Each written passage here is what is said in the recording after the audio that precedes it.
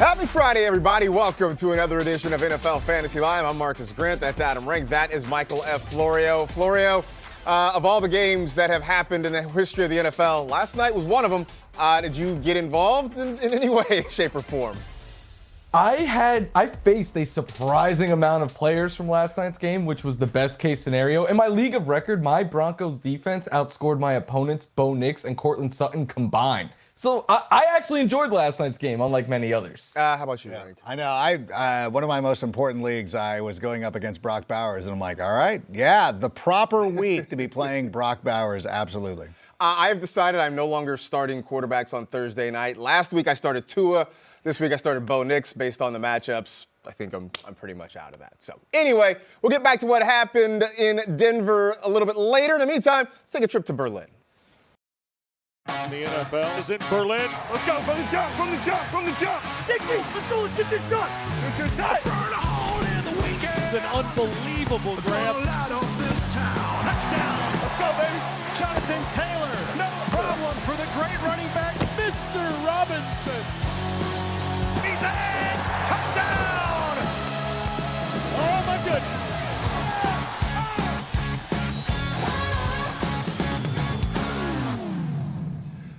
NFL playing its first ever game in Berlin. It's the Falcons and the Colts. And as we're breaking this one down, Rank, what are you seeing happening over there? Well, you know what? I think it will be a game that will feature two of the running attacks, and I'll talk about that a little. I got some information for that a little bit later on in the show. But for me, I still say that you got to go out there and start Drake London, who has had at least 25 fantasy points in 3 of his last 4 games. He is being targeted an awful lot this season. He's had 5 receiving touchdowns since week 4, which is tied for the second most amongst wide receivers. And I can sit here and go over some of the numbers for the Indianapolis Colts. However, this week they made one of the most stunning deals at the trade deadline when they acquired Sauce Gardner. Will he travel with Drake London? There's a lot to be seen what's going to happen with this Colts defense, but I still feel very confident in starting Drake London. Yeah, I think you should get London into your lineups. I don't feel as confident with Indiana Jones because Daniel Jones had his worst performance of the year last week in a game that the Steelers sacked him a season-high 5 times. And if you read Stardom Sit-em, my theory with Jones is that you could play him when he's not constantly going to be under pressure. Unfortunately for him this week, the Falcons have created sacks at the 6th highest rate. They've also allowed the fewest passing yards, 6th fewest fantasy points per game, and have allowed just 1 top 10 fantasy quarterback all year. So yeah, don't be surprised if this is a game where the running backs are the star a little bit more than the quarterbacks. You can see Mr. Indiana Jones and the Colts taking on the Falcons in a first for the NFL. The International Series takes the field in Berlin for the first time ever. Sunday, 9:30 a.m. Eastern, only on NFL Network and streaming with NFL Plus. Subscription required for NFL Plus. Visit plus.nfl.com for terms. Keep our game previews going as we come back stateside for the Lions and the Commanders. And Florio, what are you looking at for this one? So if you go look at the comments on like YouTube for Stardom Sit-em, they're like, stop forcing Jameson Williams on us. Nope. I've been saying to sit Williams for the last couple of weeks, but I think this is a week you go and you start him. After talking about getting him more involved, they gave him 6 targets last week, which was the 3rd most he's had in a game this season. And I'd argue their offense looked its best when they started including him downfield. But this is all about the matchup to me. The Commanders' secondary is extremely banged up, and they've allowed the 4th most yards on deep passes to receivers. Speed is clearly giving them a lot of trouble. We know Jameson Williams is boom or bust, but this week I think the upside and the chances of him hitting are high enough to make him a wide receiver 3 or flex start. Hey, John Morton apologized for Jameson Williams not being a bigger thing, so Florio, you are not out of touch. It's the Lions who were wrong. In the meantime, you can start Jared Goff this week. I know it's been sort of meh with him most of the season, averaging a mediocre 17 fantasy points per game.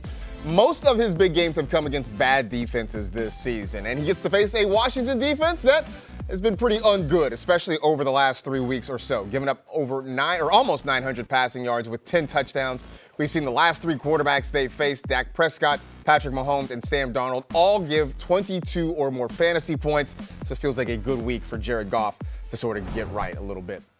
Big one in the NFC West. The Rams heading up to the Bay Area to take on the San Francisco 49ers. And I'm going to tell you, despite my Niner fandom, that you should absolutely must start Kyren Williams. Pay no attention to the fact that you saw a lot of Blake Corum last week. Yeah, he did get some run in that Rams offense, but Williams is the RB1 for Sean McVay. Almost 75% of the snaps, 2/3 of the rushing attempts, 75% of the snaps from inside the 5, and all of the work in the 2-minute drill. This is a Niner run defense that, even after losing Fred Warner, maybe not as bad as you think they are, but they're still a below-average run defense. And Williams had a pretty good game against the Niners when they played earlier in the season, 131 scrimmage yards and a pair of touchdowns. I think he can get a lot of work done again this week. What the 49ers lack in stopping the run, they make up for in allowing the 4th most receptions to wide receivers this season, which is why I would advocate starting Davante Adams this week. Of course, you're starting Puka Nacua. We don't need to go over that. But if you're sitting there contemplating what to do with Davante Adams, the answer is very simple. Get him into your lineup. As a matter of fact, later on in this show, I'm going to take this one step further. That's right. We're going to take it to the rank a little bit later. Can't give it away right now. You're going to have to sit here. If you're catching a flight at Long Beach Airport and you don't know, text me. I'll tell you what it is. All right, so be sure for that. We are off to Minnesota. We're going to blow the Yaller horn. We're not doing that. Okay, so then what are we doing for Ravens-Vikings? You know what we're going to do? We're going to go. It's so funny because fantasy people, they make me laugh. People hate Mark Andrews. Why do they hate Mark Andrews? Oh, he scores too many touchdowns. You're like, yeah, that sounds like a problem in fantasy football. I go the other way. Nope, we're not doing that. We're going to start Mark Andrews and hope that he scores a touchdown. I know it angers you. Nothing will get a fantasy enthusiast upset. You guys can go out there to the Kings Classic and sit around the Buffalo Wild Wings and be like, we don't like this guy. He scores touchdowns. Come join us this summer. I will not. Thanks anyways. I will say this, I like guys who score touchdowns. That's my weird thing. I know I'm unusual that way. And people will be like, we like volume, we like this. I'm like, yeah, how'd that work out for Brock Bowers last night? I look for the guy who's going to be targeted. I think with tight ends, especially once you get past the initial tier, if you miss out on Trey McBride and people like that, then all I want is the possibility of a touchdown. He's going to get 4 passes thrown his way. 3 of them will be in the end zone. I will take those odds. If I end up getting 3 points, listen, it's the same thing Brock Bowers gave me in a couple of leagues. I'll roll with it. I can't speak highly enough of the Fantasy Expo. If you could join us this summer, you should. I think you should also be sitting Jordan Mason in this one. Since Aaron Jones returned in those last 2 games, Jordan Mason has 6.3 fantasy points. Not per game, total. That is just unusable. And I think the Ravens this week, a lot of people are going to think the Vikings are in play. It's a trap in my opinion. The Ravens are in the bottom 5 in fantasy points per game allowed to running backs in the last month. On top of that, Lamar's back. Their offense is clicking on all cylinders. I worry about Jordan Mason getting game scripted out because if the Vikings are chasing points, I think that means more Aaron Jones, who is the better receiver in that backfield. Besides, the party has moved from B-dubs to jerseys now. That's kind of where everything happened. Anyway. Okay. Not pictured there, Cardi B and her dance moves. We're going to head on down to Tampa for the Patriots and the Buccaneers. And Rank, what do you like in this one? I really like Emeka Egbuka, who has been coming on strong this season, really bailed out a lot of people. I was drafting him as a wide receiver 3 all over the place, but now he's become my most dependable guy. This week, he's got to come through. We see it sometimes with these rookie wide receivers, they hit this point of the season and then they start to taper off a little bit. We need to see it. And over the last couple of weeks, he has had at least 9 targets in 2 out of his last 3. He leads the Buccaneers in all the relevant passing categories. So despite going up against a pretty tough Patriots defense, we need Emeka Egbuka to come through, and I'm starting him.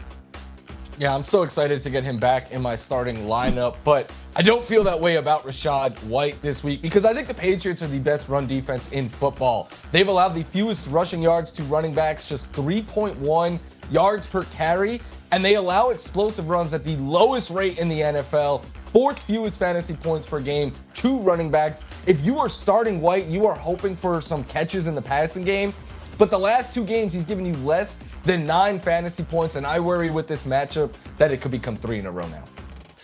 All right, we are going to take on the Browns. They're heading up to New York to take on the Jetropolitans. And Florio, Not big on the Jets quarterbacks this week, huh?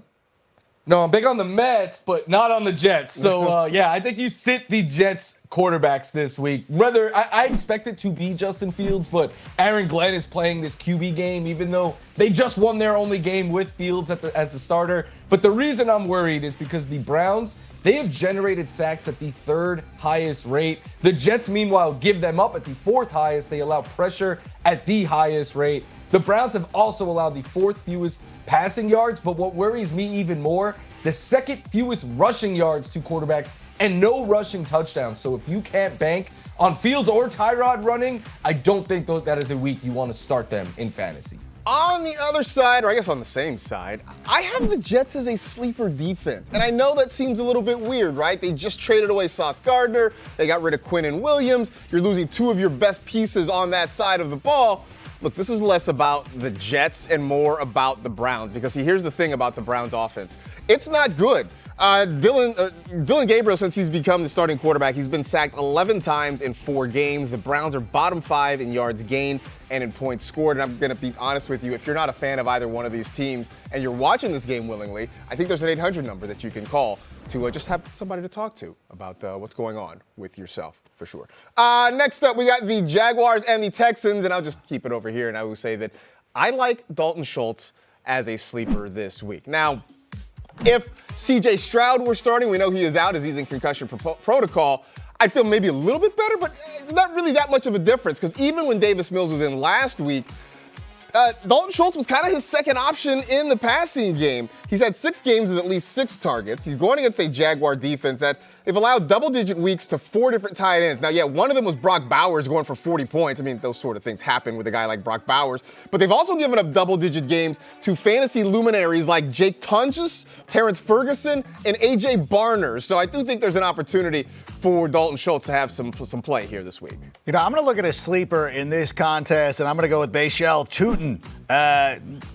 Not necessarily the easiest matchup, but I will say there is a little bit of hope, because the Texans have allowed a touchdown on just over 66% of red zone drives this season. That's tied for the 6th highest total in the NFL. So there might be some problems moving the ball through. I mean, you got to get to the red zone to be there. But we've seen that Tutin has taken advantage of his opportunities. 3 scrimmage touchdowns this season. Travis Etienne also locked in at the same number last week in week 9. He had a career-high 9 rush attempts and 10 touches.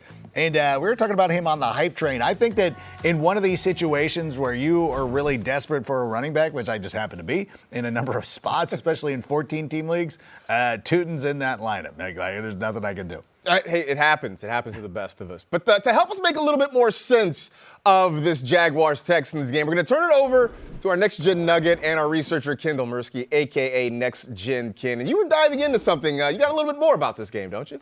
Yeah, I do. I want to talk about Trevor Lawrence this week, and I'm worried that people are going to turn to him as a bye-week fill-in with Mahomes, Dak Prescott, and Flacco on a bye. I know Lawrence has scored 17-plus in each of his last 4 games, but the Texans have allowed the fewest fantasy points to the position this season. The main reason I'm concerned is because of how well the Texans play zone coverage. They run it at the 4th highest rate, and they're super effective when they run it. First in pass yards per attempt, passer rating, EPA per dropback. And Lawrence is 28th, 28th, and 23rd in those same categories. So simply put, this matchup just doesn't favor Lawrence. He's showed that in week 3 versus the Texans with under 8 fantasy points, his season low in that week.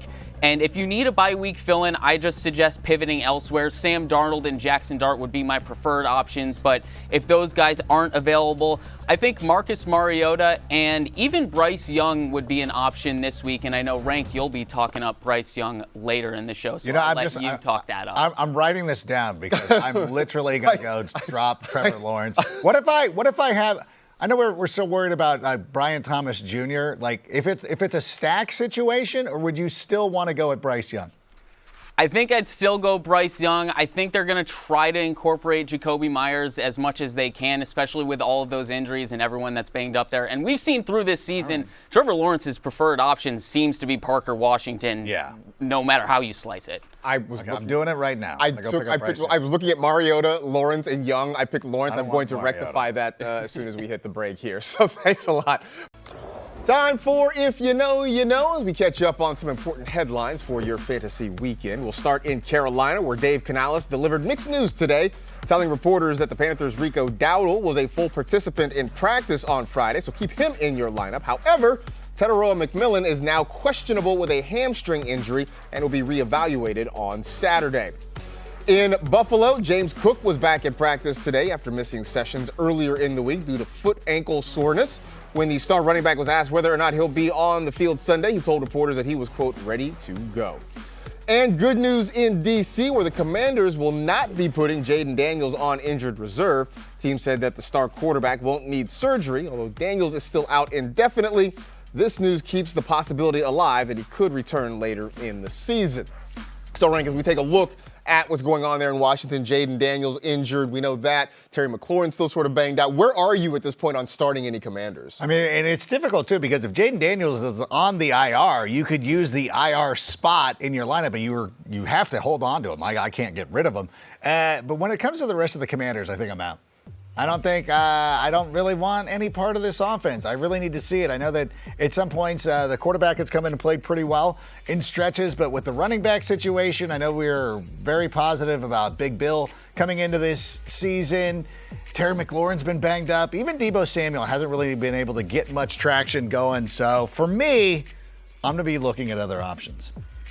Yeah, I agree. I don't really want to play any of the Commanders without Jaden Daniels, but I do think Marcus Mariota is an option if you are in a pinch at quarterback. He's made 3 starts this year and has topped 16 fantasy points in 2 of them, top 20 in 1 of them. But what I like, and the whole reason I think he's in play, is because he runs. At least 20 rushing yards in each game. He's always a threat near the goal line to run. And this week against the Lions, they are likely chasing points, so more dropbacks not only means more passing attempts, it could also mean more scrambling for Marcus Mariota. So in the Fantasy Live League, I lost Jaden Daniels. I might be playing him over Justin Fields this week. Wow. I know how much of a Justin Fields stan you are, so that is a big statement without a doubt. Yeah, kind of tough times there in Washington, especially on the fantasy front.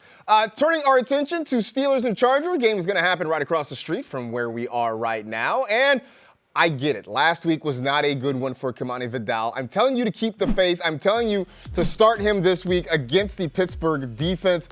The Chargers have been a one-back offense pretty much since Omarion Hampton went down with an injury. Since week 6, Vidal with nearly 2/3 of the carries for Los Angeles, 75% of the carries inside the 5-yard line, 75% of the 2-minute snaps. That part is important because if the Chargers are in that 2-minute offense and they're throwing the ball to the back, you can go and pick up a whole lot of points in a short amount of time. So always good to kind of get those opportunities. Opportunity, the lifeblood of fantasy success. I think Vidal's going to get a lot of it coming up this week against Pittsburgh.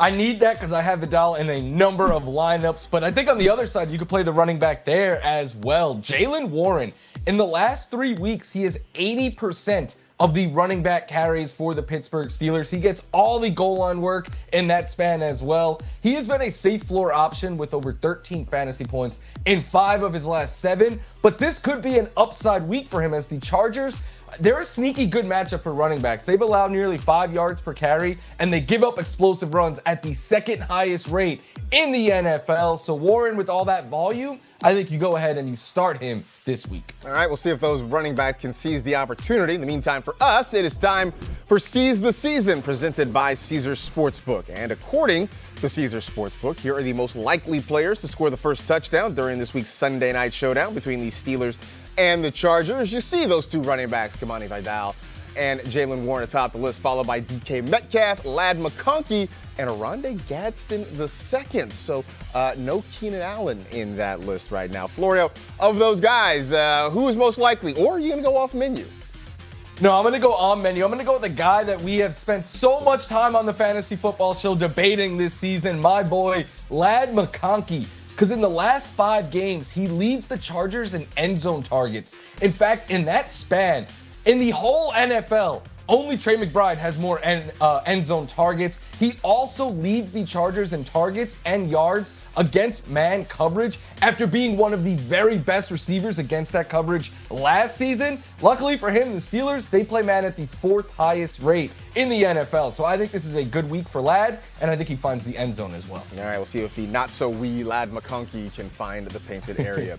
New users As the reigning undisputed #1 Josh Allen fan on this show, I will tell you that you are starting Josh Allen this week, but I don't want to dive too deep into that one. What about one of his wide receivers, Michael? Yeah, I think you play Josh Allen and you play Khalil Shakir this week, who has had such a safe floor both this year and historically in this matchup. In 6 of 8 games this season, he is topped 11 fantasy points, and he went for 15 earlier this year against Miami. He has scored double digits now in 4 straight games against them. But what I really like, we're seeing them throw the ball to him more. And this is about the time last year they started dialing his number a little bit more. So if you're going a little bit deeper at wide receiver, I think Shakir is a very safe option. The Buffalo Bills have allowed the 3rd most rushing yards to running backs this season, which is why I say it's a good idea to start Devon Achane. The Bills have allowed the 8th most fantasy points per game to the position. But when you look at the history of Devon Achane against this Bills team, he has 6 scrimmage touchdowns in 5 career games against the Buffalo Bills. All right, let's move on to Chicago, where the Bears are returning home to face the New York Giants. And this week, Rome Odunze's dad made waves when he was asking for more targets to be funneled to his son. I'm going to follow suit and say that Rome Odunze is a start this week against the Giants. They were trying to throw to him. It just didn't work out. And in a game where you scored 47 points against the Cincinnati Bengals, it does feel unusual that Rome Odunze didn't have a single point. But still, he leads the team in end zone targets this season. But, Michael, what do you see on the other side of the football? Yeah, as the biggest Caleb fan on this show, I'm going to tell you this must start the other quarterback in this one, Jackson Dart, who has averaged 22.4 fantasy points per game as a starter. Only Lamar, Josh Allen, and Patrick Mahomes top that number this season, and it's because he gives you elite rushing production. He has a rushing touchdown in all but 1 start this season, 50 or more rushing yards in 4 of his 6. And the Bears, they've allowed the 2nd most pass touchdowns, 7th most fantasy points per game to quarterbacks. So you absolutely have to start Jackson Dart this week. We're going to have the Battle of the Birds up in the Pacific Northwest this weekend as the Arizona Cardinals travel to Seattle to take on my guy, Sam Clemente, and the Seattle Seahawks. I will ask you, though, with Kyler Murray being placed on IR this week, what does that mean for Jacoby Brissett? I think Brissett is a sleeper in this matchup. I think he is just underrated from an NFL standpoint. My hot take is I think every year he's one of the best 32 quarterbacks on the planet. But since he's become the starter for the Cardinals, he's thrown multiple passing touchdowns in each game, and he's top 20 fantasy points in each as well. He's finished as a top 12 fantasy quarterback in all 3 of those games. And while Seattle is a middle-of-the-pack matchup, they do score a lot of points, so we could see Brissett having to air it out a little bit more in this matchup as well. Those Arizona Cardinals have allowed the 7th most fantasy points per game to wide receivers over the last 2 weeks, which makes me want to start Rashid Shaheed in this one. He's had at least 11 fantasy points in back-to-back games. This will be his first time playing with Sam Clemente and the Seattle Seahawks. However, last season he played with Clint Kubiak and when he was the offensive coordinator for the New Orleans Saints. So there is going to be not a big learning curve. And the learning curve, too, is like, dude, run fast and run down the field. Sam will find a way to get you the football. Speaking of the New Orleans Saints, Alvin Kamara banged up a little bit, been struggling. So this week against the Carolina Panthers, I'm looking at this matchup. Kendall was talking about this earlier. I've already made the move. Bryce Young is a sleeper for me in this contest. The Saints have allowed a top 10 quarterback in 5 of their last 8 games. They've allowed at least 2 touchdown passes in 7 games this season. That's tied for the most in the NFL. You know what, though? These always look good on paper. I can't guarantee the same kind of success, but he is a good sleeper option. Is there anybody, though, Michael, that you would advocate starting from the New Orleans Saints? Not if I don't have to. I wish Chris Olave was on a different team right now, but he didn't get traded, so I think you could try and sit him. Because last week with Tyler Shuck in his first start, the Saints scored just 10 points, so you're not getting a lot of touchdown opportunities there. And then it's a tough matchup. The Panthers have allowed the 4th fewest fantasy points per game to wide receivers. They've also held Olave to under 60 yards in 4 of their last 5 matchups. In fact, in the last 2, he was held to under 4 fantasy points. And with Shaheed gone now, they could just lock in on trying to take him out of the passing attack for the Saints. So if you have another option you like, I don't think you sit him for just anyone, but if you have an option, I would take it.